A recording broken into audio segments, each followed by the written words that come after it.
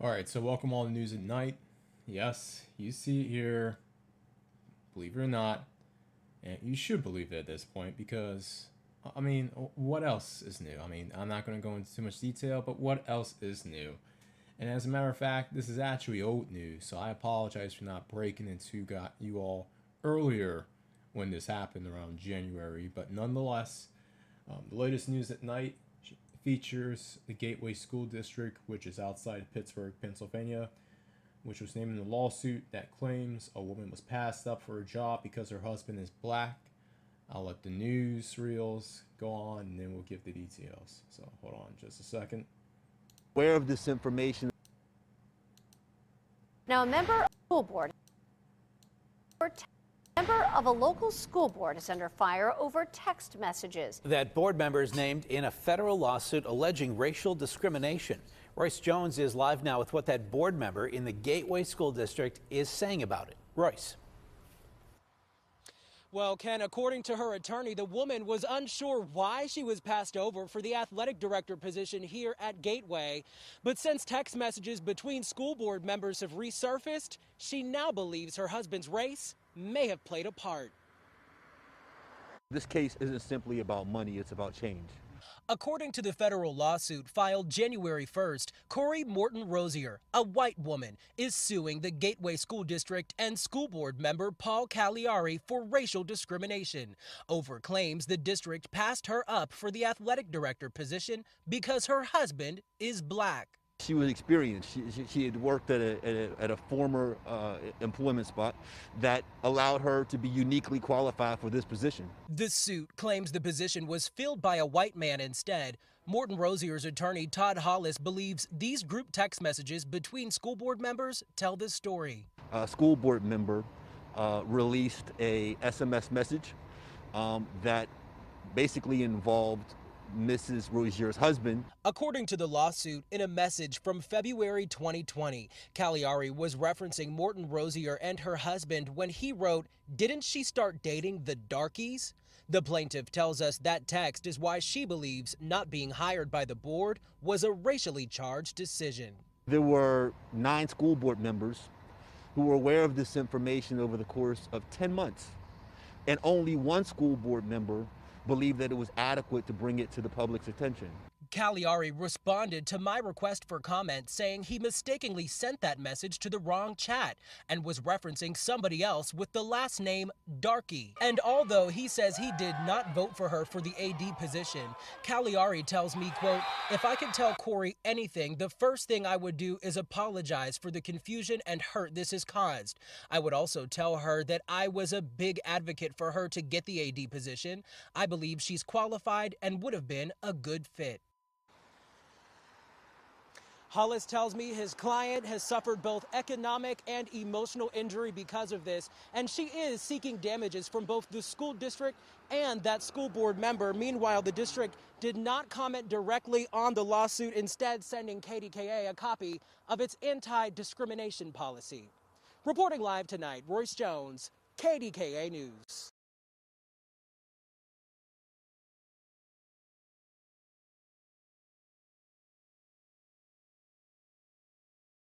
All right, so all of you heard it there. The first part of the story where a white woman, Miss Rozier, sorry for mispronouncing that name, but okay, we can pause that. But all of you are now aware that stuff like this goes on. We're not surprised that stuff like this has happened or had happened, especially in a place like this. I actually went to the University of Pittsburgh for a year, just to give you a background. And I'll just say this. While the university itself was decent, a lot of the city, let's just be honest, it's a city that time left behind. And you can say this in good ways and bad ways. It was actually a very big industrial powerhouse at one point, but has since declined gravely due to the industrial jobs leaving the Rust Belt. So, when you have a bunch of individuals who were relied on one industry but have gotten affected by it so much, that leaves a brain drain. And the people who are left, for the most part, I'm not saying everyone in Pittsburgh is like this, and there is its charm of being a blue collar city, very affordable, very cheap, but it is very provincial. It has it's one of the oldest cities when it comes to age. And let's just say this, it's one of the, how should I say this, one of the most ethnically whitest cities, meaning that you have individuals who not only identify by their whiteness, but by their ethnicity. So, with that being said, it doesn't come as a surprise as something like this to happen in that area of Pittsburgh. So let's go on to the second story and find out who this individual was who actually brought this incident to the public. So shout out to the individual who did this, who is this individual, and he will explain the story right now. School board members, I didn't act on this sooner. New at 6, a woman who's suing the.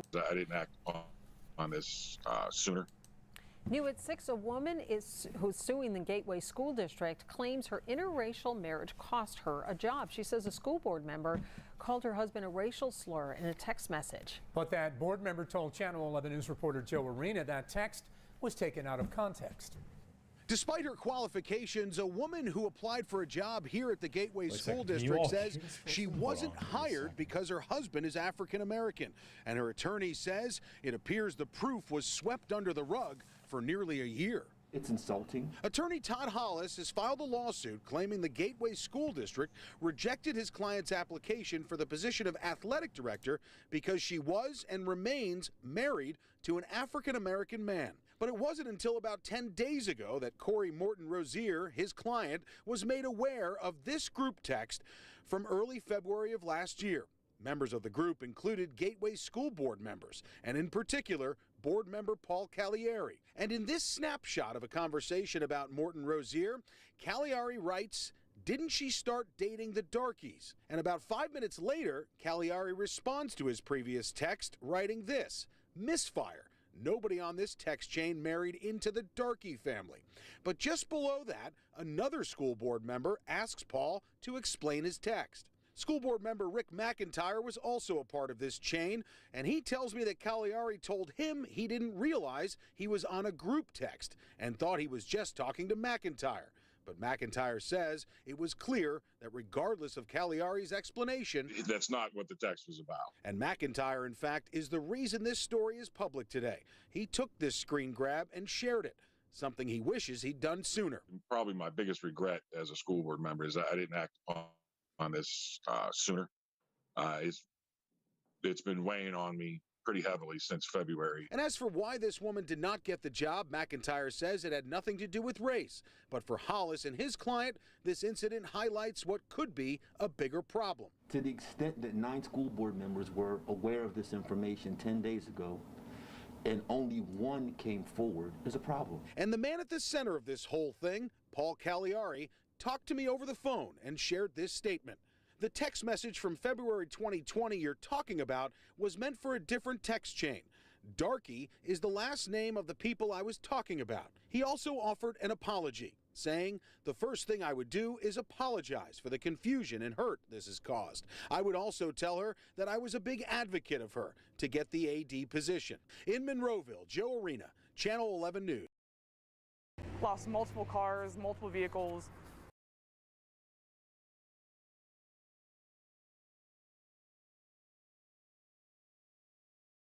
All right, so the updated story actually goes on to state that Paul Cagliari has since resigned for this incident. So apparently his claims of having a misfire was a bit more accurate than he would like to claim. But nonetheless, I know some people are saying, well, man, why are you talking about a woman athletic director? Come on, woman in an athletic position? Come on. She looked like a man. Are we really going to go there? Are we really going to go? See, look, I'm going to school you guys a bit. This is not the baby kid sphere. This is not the we hate women sphere. This is not the sphere that instills that, look, we are not affiliated with that mess. We are not affiliated with the misogyny. We are not affiliated with hating women every chance we get. If they screw up, we'll call them out. If men screw up, we'll call them out. This is a channel where we are down the middle. We don't play partisan jokes or partisan views, whether it comes to politics, race, nor gender, or gender, I should say. But yeah, this is definitely an issue that a lot of interracial couples face. Let me just go back to the last story. What this is. Yeah, okay. This is something that a lot of couples face, particularly interracial couples, particularly if you're married to the wrong one. Because let's be honest, if this was another kind of interracial couple, or heck, if you could have just switched the pairs off, would this have affected whoever was getting the job? Something tells me not. But nonetheless, this is just some small news at night for all of you, just to be aware on the issues that go on, but don't get reported, don't get hyped up, and that the mainstream media doesn't want you to know about. So, other than that, I want to thank all of you who took the time to join me.